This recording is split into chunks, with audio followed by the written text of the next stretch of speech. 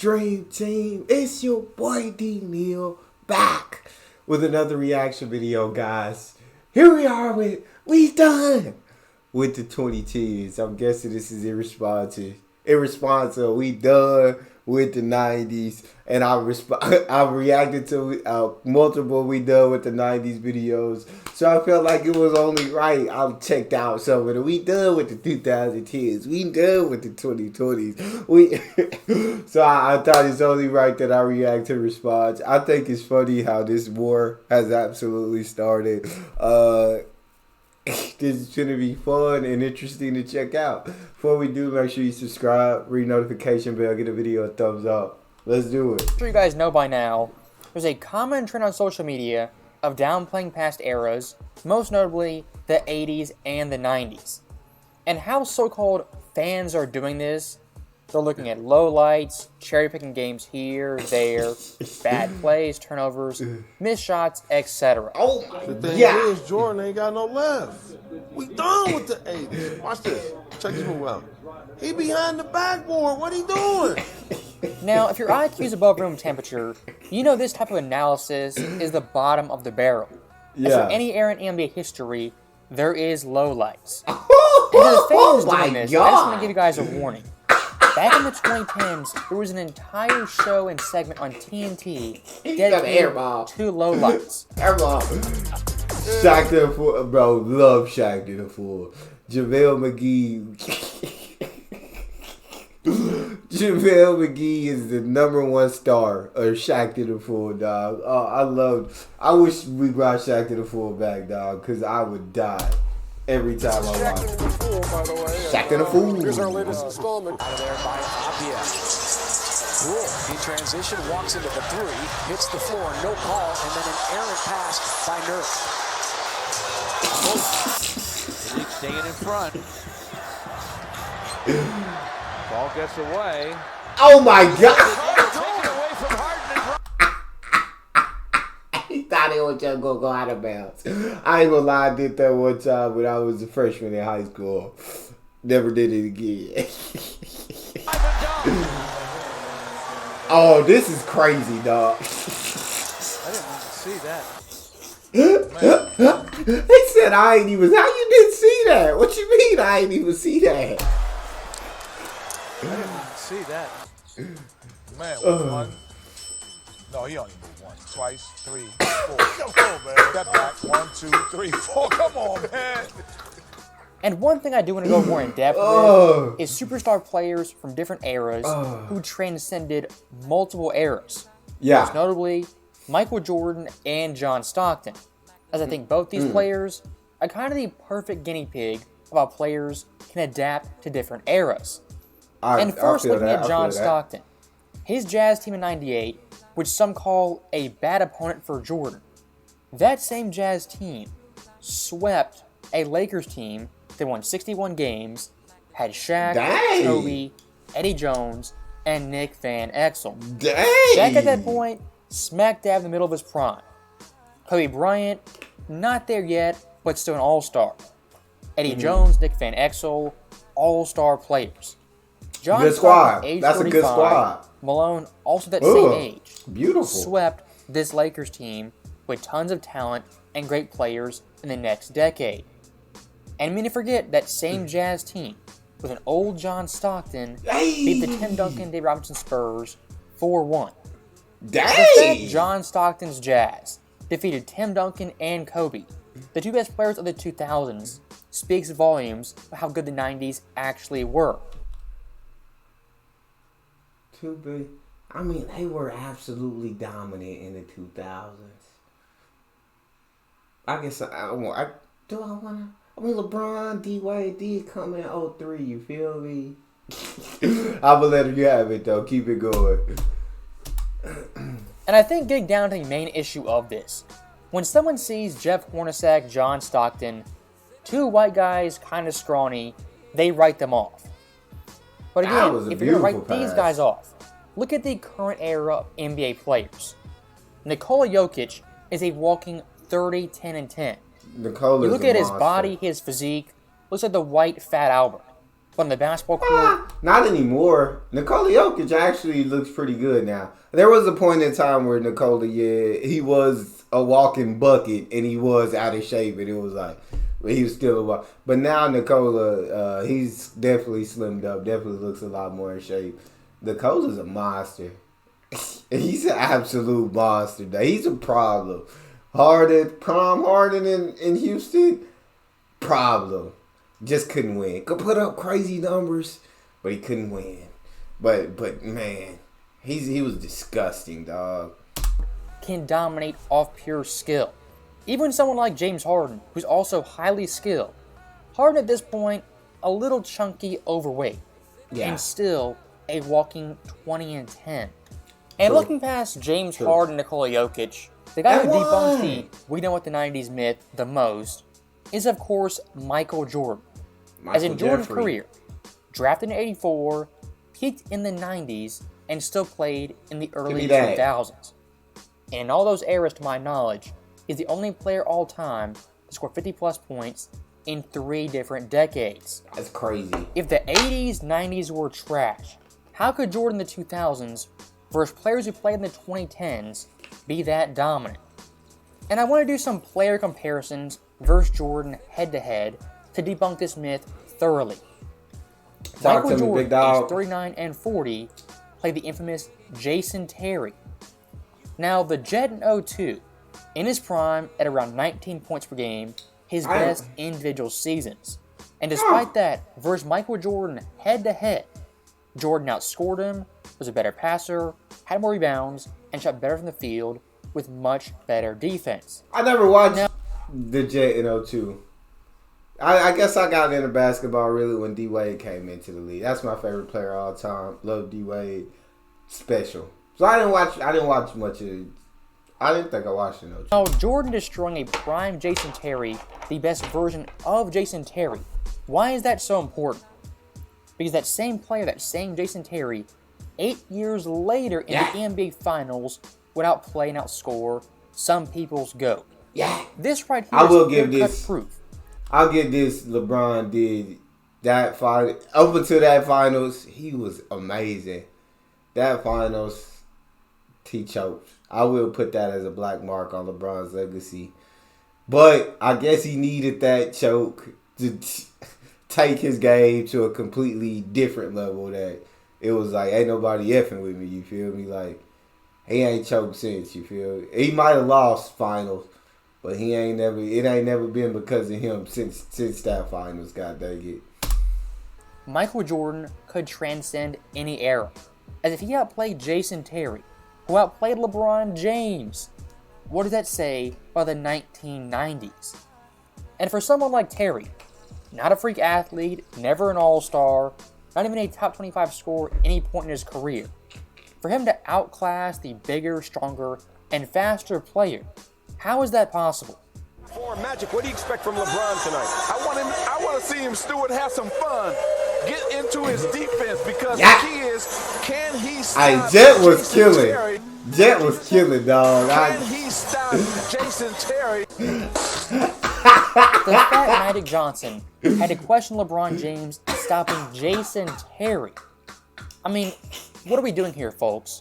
Michael Jordan versus Terry at age 40. Held him to 2 points on 1 of 8 shooting. And numerous times versus the Jet, scored 30-plus points. And keeping with the same theme of Jordan outplaying LeBron's big-time rivals, look at Paul Pierce. In the early 2000s, Paul Pierce, one of the best scorers and players in the entire league. And him and Antoine Walker, with the 0-2 Celtics, made the Eastern Conference Finals.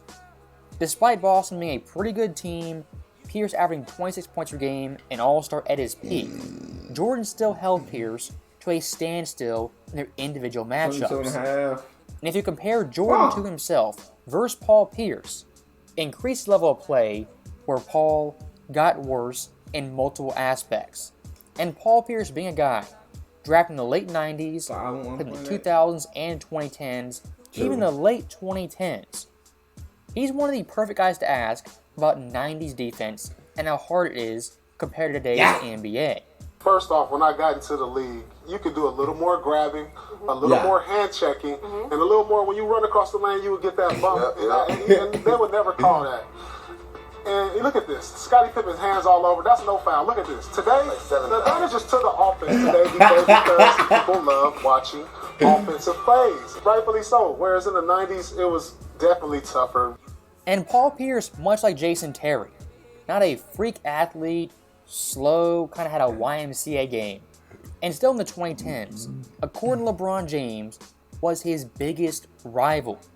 I mean, going back through NBA history, the crossover in eras, how closely intertwined these players are. People don't realize that. Oh my! I mean, look at LeBron's first time in the NBA playoffs. The team he lost to was the 06 Pistons. Now on that Pistons team, 06 Pistons was nice. It was Rip Hamilton. Rip Hamilton, only 4 years prior, was a teammate of Michael Jordan, the second best player on Jordan's Wizards. Yeah. And for 1 second, very quickly, looking back at Paul Pierce, what team in the 2000s, early 2010s gave LeBron... You ain't gonna disrespect the 06 Pistons, dog. Because the 06 Pistons was nice, dog. Rip might have been the lead scorer, but you had Chauncey, you had Rip, you had Rasheed Wallace, you had... This is the same team that sent Kobe and Shaq home. That beat them for the finals. But you had Rasheed, you had Ben, you had Tayshaun. Bro, that 06 Pistons had a squad. LeBron had himself. That's like Judge's Mike for when his early years when he kept getting bounced in the first round before Scottie came. That's a hard judgment call to make. But continue. LeBron, his biggest fits. That, of course, was the Boston Celtics. Yeah. Now look at this Boston team.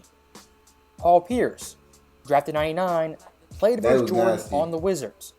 Ray Allen, drafted 96, played versus Jordan on the Bulls and Wizards. Ray Allen had a long and then Kevin career. Garnett, drafted in 95. These guys right here were products of the 1990s. And still in the late 2000s, early 2010s, we're giving LeBron's Heat and Cavs their biggest struggle. They was giving everybody these old geezers were 35, 36, even 37 in 2012. Pushed LeBron's Heat to the brink of elimination multiple times. The fundamental problem with downplaying the 90s, calling that era trash, is that certain superstars, all-star players... If you were drafted in like 98, really 90, late 90s.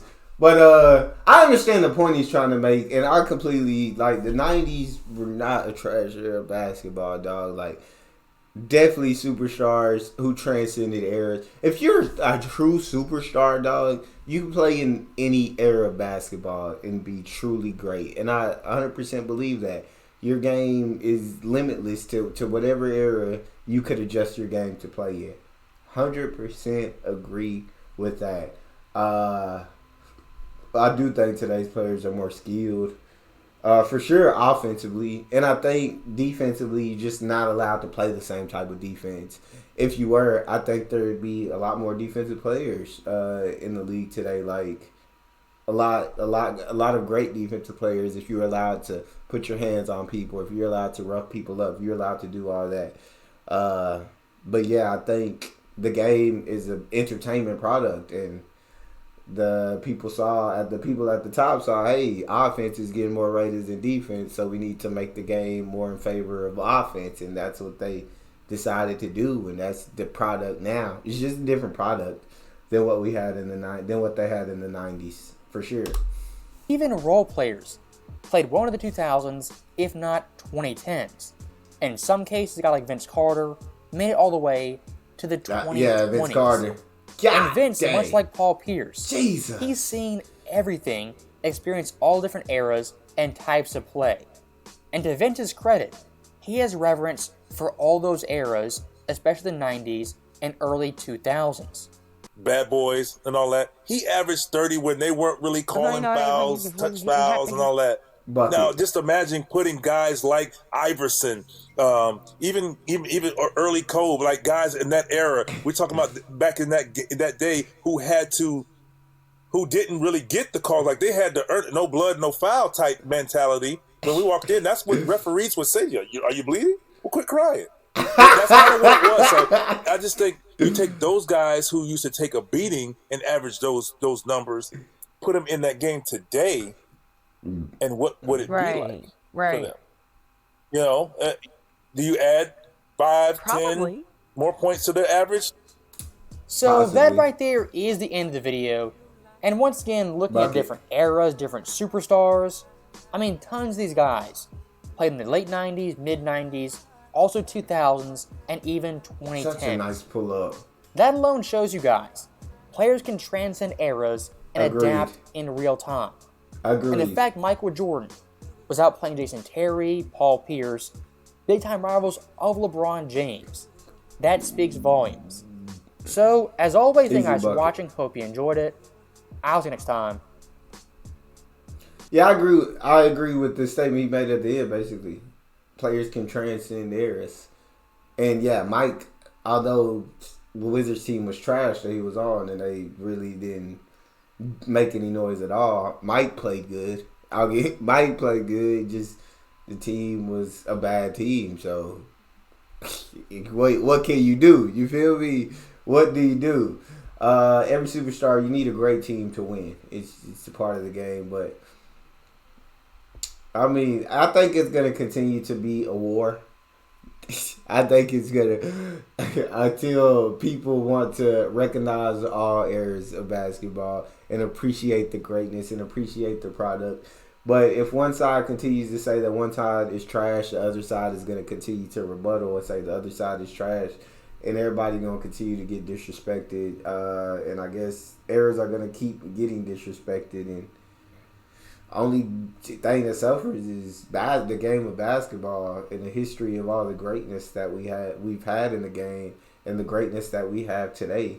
I think, like I said in so many videos, you're just watching a different product. And if you don't like this product, it's understandable. If you grew up in the 90s and that was the game you grew up with and that's the game you love and you want to see, then yeah, you're not going to like today because it's a completely different game.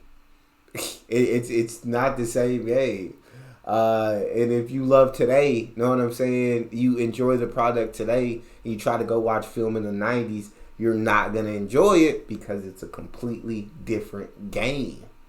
But you just have to appreciate everybody that's came before, I feel like, and you have to appreciate where the game is at now, where the game is going to continue to evolve and go to.